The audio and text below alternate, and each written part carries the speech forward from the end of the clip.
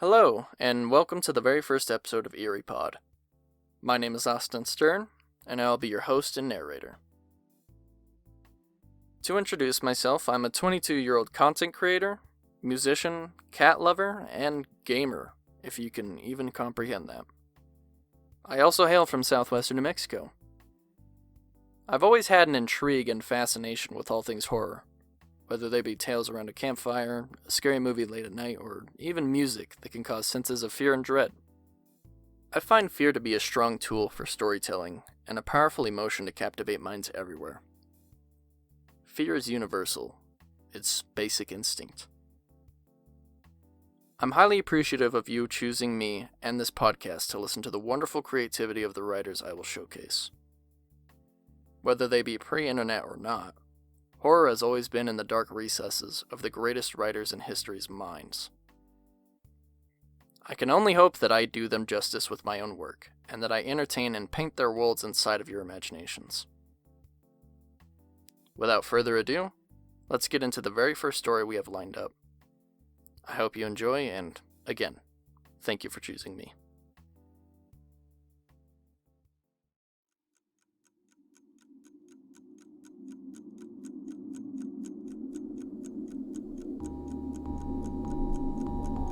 Turn down the lights. Turn up the volume. Because this is Eerie. A podcast for all your quintessential horror, chilling tales, and spine-tingling legends of monsters, madness, and everything in between.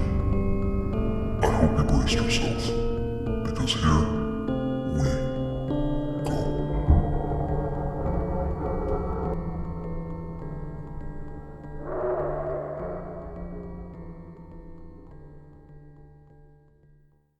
Eerie presents. Before I moved out, I found a letter addressed to me in my house. Written by Never Silent on Reddit No Sleep.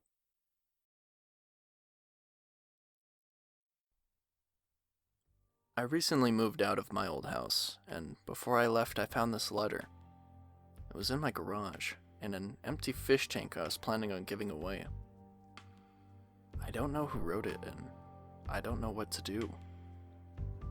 The following is a transcription of the letter. I've decided to write this down, just in case you find it. You might not. I'm satisfied either way. I really wasn't going to contact you at all. I mean, I certainly didn't plan on it, but of course, I also didn't plan on you leaving. So now that I know we don't have much time left together, I thought this might be an appropriate goodbye. I've taken good care of you. I try to stay humble, but I don't think I'm overstating it when I say I've taken excellent care of you. I was there for you every step of the way.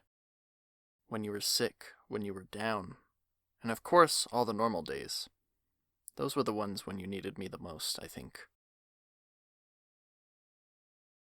I didn't even hold it against you when you almost found me and called the police. I was hurt, of course, but I try to let bygones be bygones. And I suppose that was partially my fault, anyways. I tried to remember to close the window every time I went in or out of the house, but I'll admit I got sloppy from time to time. I only left it open to let in some fresh air, but I forgot to close it before you got home. It was a careless mistake, and you'll note that I never repeated it. But calling the police over it was a bit excessive, don't you think? No harm was done, of course. You never found me. But I still feel it was a breach of trust. Some good did come of it, though. I decided to avoid leaving the house as much from then on, which gave me more time with you. I'm sorry, I didn't mean to talk about it so much. Like I said, I try to forgive and forget, so I'll just say I'm sorry I scared you, and leave it at that. Did you know you had mice in your house? I doubt you did. I know how much you hate rodents, and you would have done something had you known they were there. But I got rid of them for you. You never even knew. That's the best part.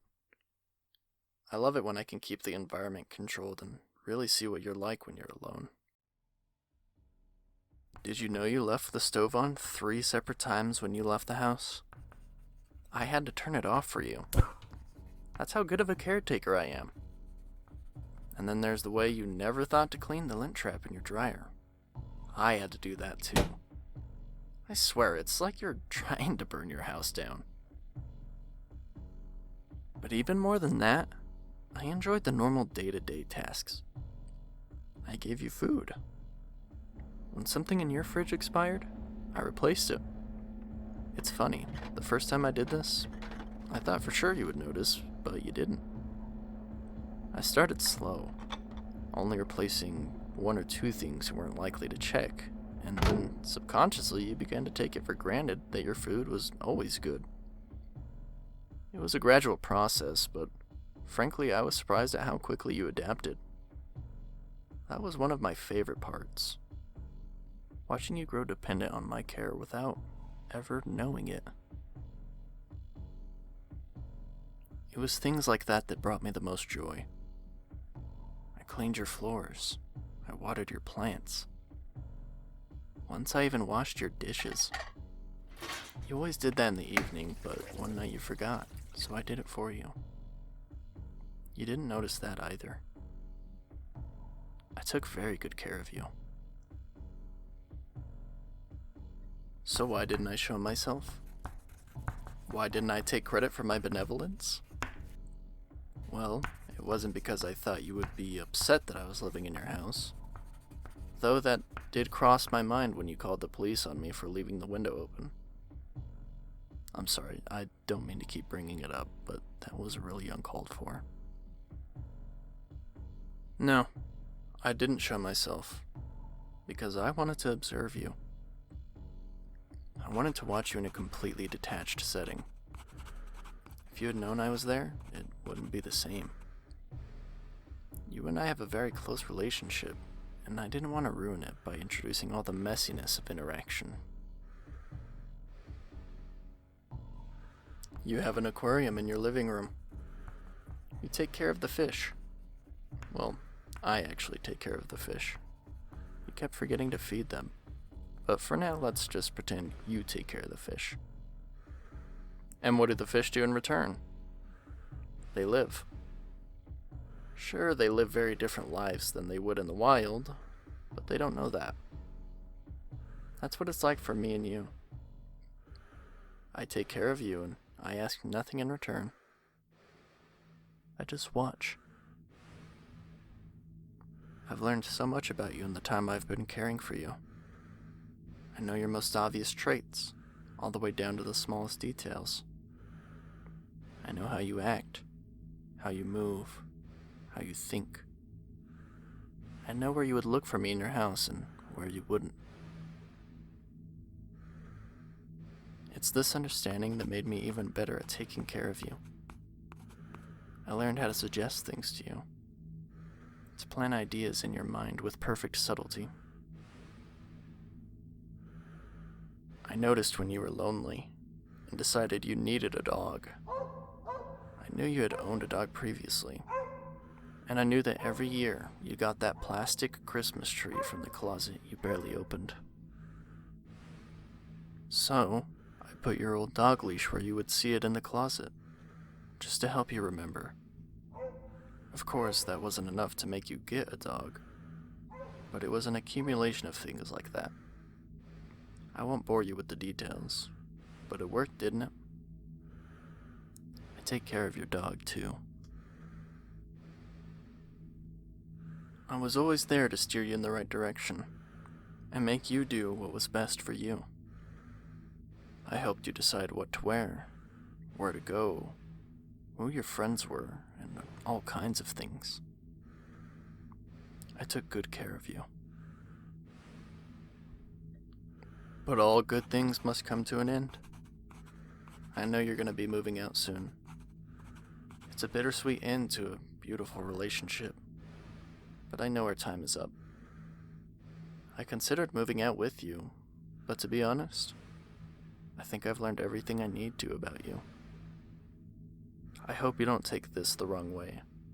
but I've almost become bored of you. It's alright. There are only so many things you can know about a person. So, as a goodbye, I'm going to hide this note somewhere. I know most of the places you would or wouldn't find it, but I'm going to try my hardest to find somewhere that I don't know if you'll look. Like I said, I know you.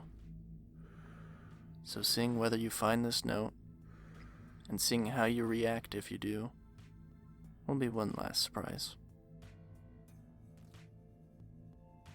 I hope you can learn how to take care of yourself without me. And thank you for all the good times we've had. With love, your caretaker.